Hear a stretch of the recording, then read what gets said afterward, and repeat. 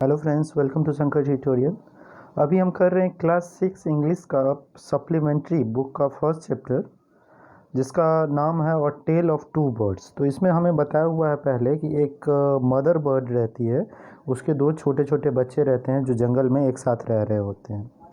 अभी एक बार ऐसा तूफान आता है जिसमें मदर बर्ड का जो है वो डेथ हो जाता है किसी भी रीजन से, पेड़ के किसी ब्रांच के टकराने से, और बाकी जो दोनों हैं बच्चे वो अलग हो जाते हैं और उसके दोनों को अलग अलग घर में रहना पड़ता है। तो उसके बाद उनमें क्या चेंजेज आते हैं वही उसी से रिलेटेड ये स्टोरी है। तो देयर वंस लिव मतलब क्या कि एक बड़ी बर्ड रहती थी जंगल में, और उनका एक अपना घोंसला था, उसके अंदर वो रहते थे। एक बहुत बड़ी सी ट्री थी और मदर बर्ड जो है वो दिन और रात अपने बच्चों का ध्यान रखती थी, जो दो छोटे छोटे बच्चे थे। एक दिन एक बहुत बड़ा तूफान आया और उस तूफान में क्या हुआ, देयर वाज थंडर, मतलब तूफान चल रहा था, लाइटनिंग चल रही थी, बहुत सारे आवाज़ आ रहे थे, बारिश भी हो रही थी और हवा बहुत तेज़ चल रही थी, जिसमें बहुत सारे पेड़ या तो उड़ गए या उसके ब्रांचेज टूट गए। तो जिस पेड़ पे ये रहते थे उसके ब्रांचेज भी टूट गए, वो भी नीचे गिर गए। और एक बिग बेबी बर्ड्स और strong wind phloem them the other side of the forest. मतलब क्या कि उनकी मदर का ये जो बिग बर्ड थी उसका तो डेथ हो गया, और जो दोनों पक्षियाँ थी वो हवा में उड़ के दोनों अलग अलग साइड में चले गए। एक जो है वो वहीं पे रॉबर्स के घर में चले गए। रॉबर्स मतलब क्या कि गुंडे चोर बोल सकते हैं आप।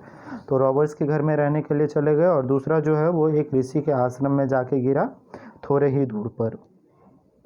ऐसे ही दिन बीतते गए और दोनों पक्षियाँ जो थी, दोनों बच्चे बेबी बर्ड जो थे, अब वो दोनों बड़े हो गए।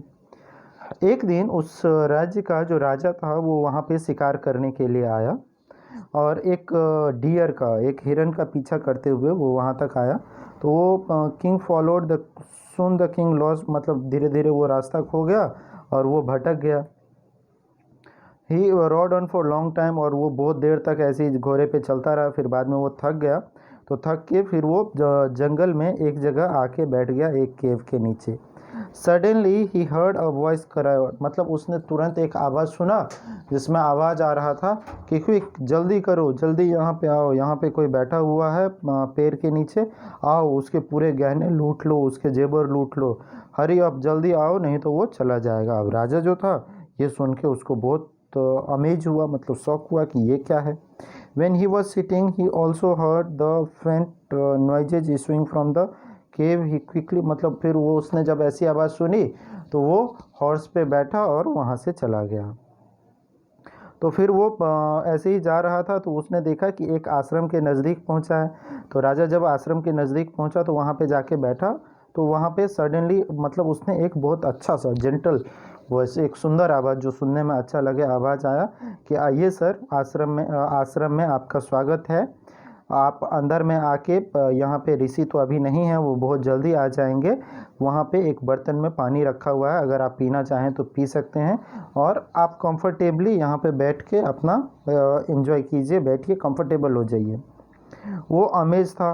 वो जो पक्षी देखा उसने वो सेम थी जैसा उसने अभी देखा था, जो उसको लूटने की बात कर रही थी। Cave bird outside the cave he said to him, मतलब वो जोर से खुद को ही बोल रहे थे राजा ये बात। तो पक्षी ने बोला कि हाँ सर, आप सही बोल रहे हैं, वो मेरा ही भाई है। वो दो ये गुंडों के साथ, रॉबर्स, चोर लोगों के साथ दोस्ती कर लिया, इसलिए वो उनके जैसा ही हो गया और वो उनके जैसा ही बात करता है। वो अब मुझसे बिल्कुल बात नहीं करता। और तभी आश्रम में ऋषि आ गए। तो ऋषि ने राजा को देखा और बोला कि वेलकम सर, आप आश्रम में आइए, अंदर आइए, और अपने अपना घर ही समझिए इसको। आप बहुत थके हुए लग रहे हैं, थोड़ी देर आराम कीजिए। और ऋषि ने अपना खाना जो उनका था उसमें से शेयर किया राजा के साथ भी। किंग ने जो है वो दोनों पक्षियों की कहानी बताई। तो राजा ने फिर ऋषि ने उनको और बहुत ज़्यादा तो ऋषि ने उनको बताया कि ये जो जंगल है ये बहुत ज़्यादा सरप्राइजेज से भरा हुआ है। जो ऋषि थे वो मुस्कुराए। आफ्टर ऑल नो, मतलब क्या कि उन्होंने बताया कि जो जिसके साथ रहता है उसी के ऊपर उसका इफ़ेक्ट पड़ता है।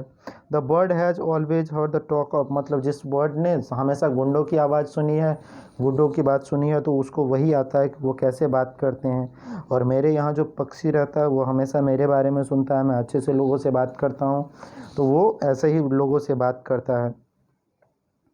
और ये जब भी कोई इधर उधर आता है तो ये पक्षी जो है उसका आश्रम में स्वागत करता है। अब आप अंदर आइए और मैं आपको इस जंगल के बारे में और इन पक्षियों के बारे में और ज़्यादा कहानी कुछ ना कुछ बताऊंगा। तो ये इसमें आप ये बोल सकते हैं कि संगति का असर है ये। तो आप जैसे लोगों के साथ रहेंगे या जैसे इन्वायरमेंट में रहेंगे ऐसा ही इफ़ेक्ट आपके ऊपर आएगा। ये था आपकी स्टोरी का पूरा एक्सप्लेनेशन। आपको कैसा लगा मुझे कमेंट बॉक्स में बताइएगा। अगर अच्छा लगा हो तो वीडियो को लाइक कर दीजिएगा, चैनल को सब्सक्राइब कर दीजिए नेक्स्ट वीडियोस देखने के लिए। Thank you so much for watching.